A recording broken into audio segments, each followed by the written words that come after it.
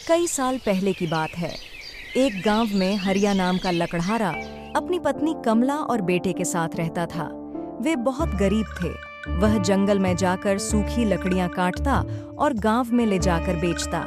हरिया गरीब होने के बाद भी दिल से अमीर था। एक दिन हरिया रोज की तरह जंगल में सूखी लकड़ियां काट रहा था। तभी एक साधु उसके पास आए और उससे बोले, बेटा, मैं इस जंगल में अकेला भटक रहा हूँ। रास्ता भी भूल गया हूँ। क्या तुम मुझे पानी पिला सकते हो? क्यों नहीं साधु जी, ये लीजिए पानी। उस छोटे से घड़े में साधु ने पेट भर पानी पिया और हरिया को शुक्रिया कहा। साधु ने जब हरिया की ओर देखा तो वो बहुत उदास था।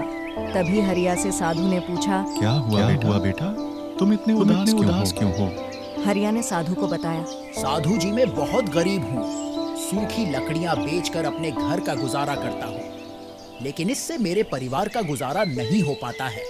साधु को बात समझ आई और साधु ने कुछ चमत्कार किया और उसके हाथ में एक मूर्ति प्रकट हुई। मूर्ति को हरिया को देते हुए साधु बोले, ये लो बेटा मूर्ति। लेकिन ये तो सिर्फ एक मूर्ति है, मैं इसका क्या करूं?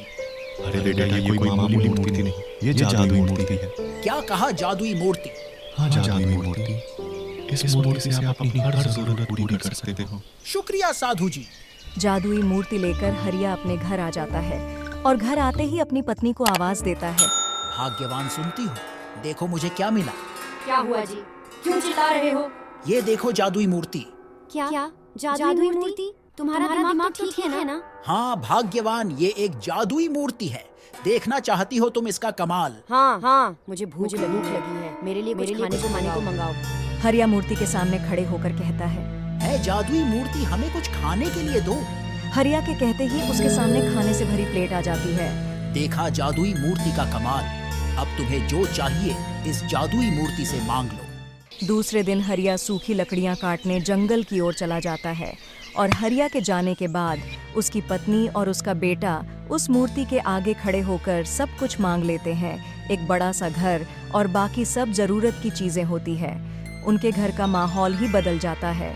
शाम होते ही जब हरिया घर वापस आता है, अरे ये मेरा घर है। मेरा घर तो छोटा सा था। हरिया की पत्नी दरवाजे पर खड़ी रहती है और पति को देख बोलती है, अरे सुनो जी, ये आपका ही घर है। ये सब जादुई मूर्ति का कमाल है। जादुई मूर्ति से उन्होंने सारी जरूरत की चीजें हासिल कर ली।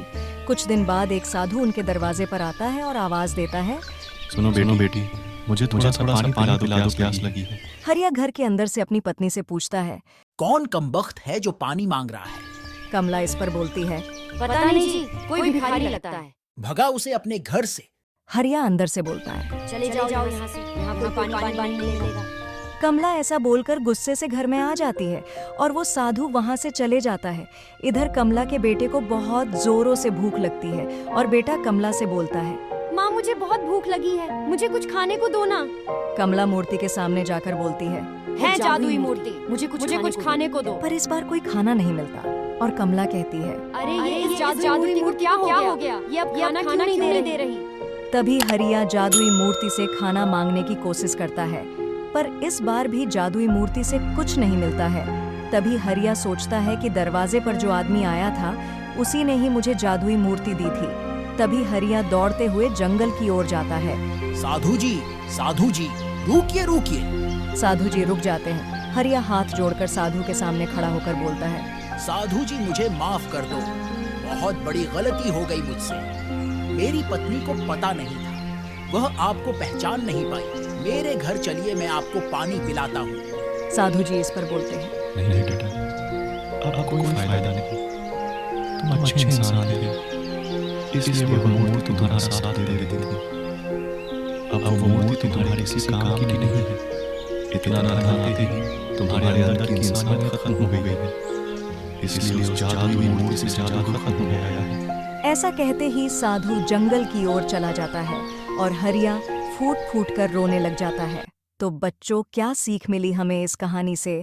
हमें इंसानियत कभी नहीं भूलना चाहिए, चाहे हम गरीब हों या अमीर।